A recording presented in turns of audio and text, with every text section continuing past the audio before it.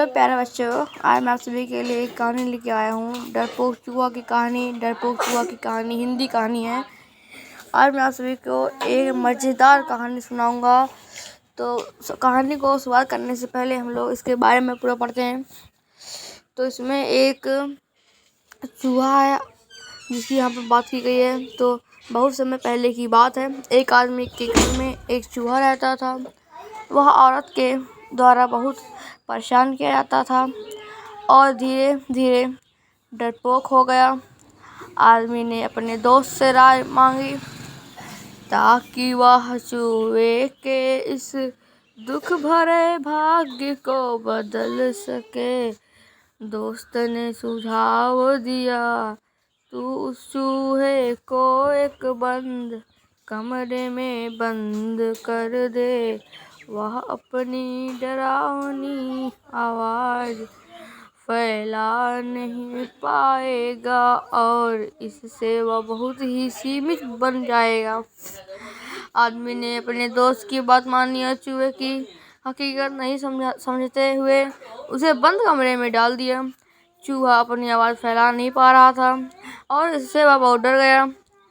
उसकी आवाज़ बंद हो गई और वह आदमी के घर के आसपास ही रहने लगा। जीवन में खुशी मिल गई थी, लेकिन उसकी आदतें नहीं बदली थी। कुछ समय बाद चूहे ने फिर अपनी पुरानी आदतें धारण कर ली। उसने फिर से अपनी डरावनी आवाज़ फैलाना शुरू कर दिया और आदमी के घर परेशान हो गया। उसने वापस अपने दोस्त की सलाह मांगी और अब वह औरत से मुकाबला करने के लिए हो गया तैयार। दोस्त ने ऐसा कहा, तू उस चूहे को उसके अंदर के सभी डर को देखने की कोशिश कर। तू देखेगा कि वह चूहा से भी डरा हुआ है।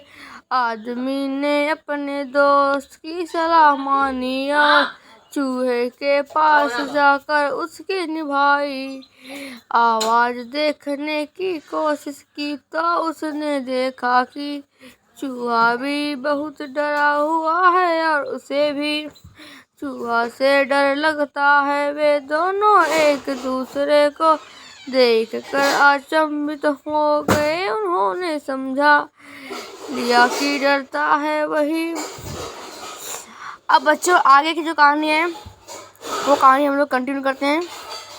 जो डरता है, इस कहानी से हमें यह सीख मिलती है। जो डरता है, इस कहानी से हमें यह सीख मिलती है कि भय का सामना करने से हमें अपनी डरावनी आदतें का निर्माण करने और अपने आप में विश्वास करने की क्षमता मिलती है।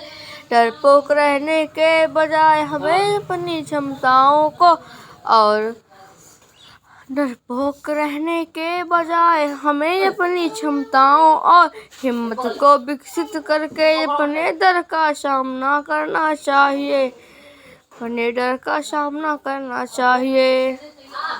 अब यहाँ पर बच्चों कहानी का एंड होता है। Thank you.